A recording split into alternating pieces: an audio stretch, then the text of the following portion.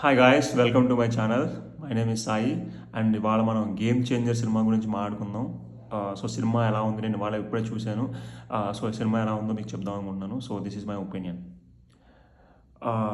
Cinema గురించి మాట్లాడే ముందు శంకర్ గారు ముంచేశారు.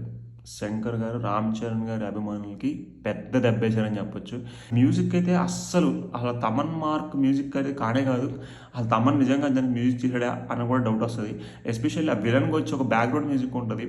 విలన్ వచ్చిన ప్రతిసారి ఆ బ్యాక్గ్రౌండ్ మ్యూజిక్ వస్తూ ఉంటుంది. నిజంగా తలనొప్పి వస్తుంది బ్రో.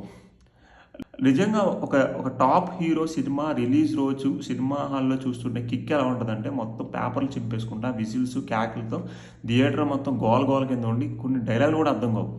కానీ థియేటర్ల పరిస్థితి ఏంటంటే మొత్తం అంతా సైలెంట్గా ఉంది. నిజంగా శంకర్ గారి మీద పెట్టుకున్న హోప్స్, రామ్ చరణ్ గారు పెట్టుకున్న ఒక్క హోపే కాదు, రామ్ చరణ్ గారు వేలాది మంది అభిమానులు, తెలుగులో శంకర్ గారికి ఉన్నటువంటి వేలాది మంది అభిమానులు పెట్టుకున్న హోప్స్ అన్నింటిని కూడా ఆయన స్పాయిల్ చేసేసాడు. మొత్తం వేసి తొక్కేసాడు అంతే.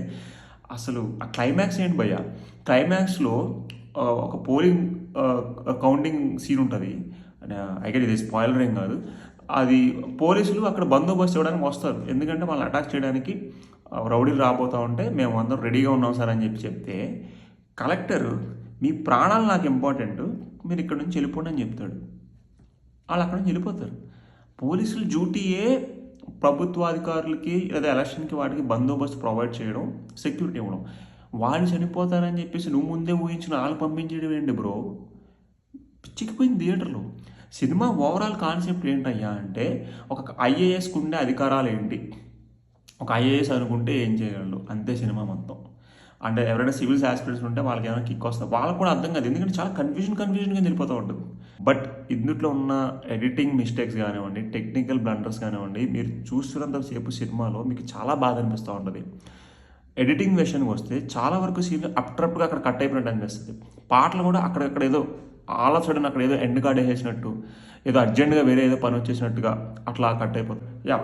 చాలా డిసప్పాయింటింగ్గా అనిపించింది. సినిమా ఎంత పాజిటివ్లో సినిమా ఏదైనా పాజిటివ్ ఉందంటే అది రామ్ చరణ్ గారు కనిపించినప్పుడల్లా మీకు హై వస్తూ ఉంటుంది. బట్ స్టూడెంట్ గెటప్ ఉన్నప్పుడు చాలా హ్యాండ్సమ్గా ఉన్నారు.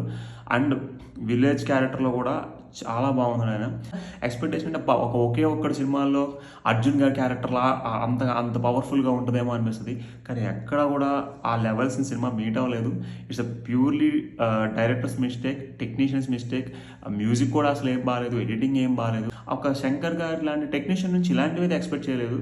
సినిమాలో ఏదైనా హై ఉందంటే రామ్ చరణ్ గారు కనిపించినప్పుడు కొంచెం స్క్రీన్ ఆయన ప్రజెన్స్ అయితే చాలా బాగుంది, చాలా ఎనర్జెటిక్గా చేశారు. నాకు చెప్పాలని అనిపించట్లేదు. బట్ హానెస్ట్గా అయితే ఇది, ఎందుకంటే డబ్బులు ఖర్చు పెట్టి ఎంతో దూరం వెళ్ళి ఎంత టైం స్పెండ్ చేసి సినిమా చూసి వచ్చిన తర్వాత ఎంతో ఫ్రస్ట్రేషన్గా ఉంది. బట్ ఎందుకంటే ఎక్కువ చెప్పదలుచుకోలేదు, ఎందుకంటే ఎవరి మనోభావాలను హర్ట్ చేయాలనుకోవడం లేదు. మీరు సినిమా చూడొద్దని చెప్పండి, సినిమా వెళ్ళండి. నాకు అనిపించింది అయితే ఏమో మీకు ఈ సినిమా నచ్చొచ్చేమో. సో మీరైతే వెళ్ళండి, వెళ్ళి మీకేమనిపించిందో కింద కామెంట్ సెక్షన్లో తెలియజేయండి ఫ్రెండ్స్. ఉంటాను, బాయ్.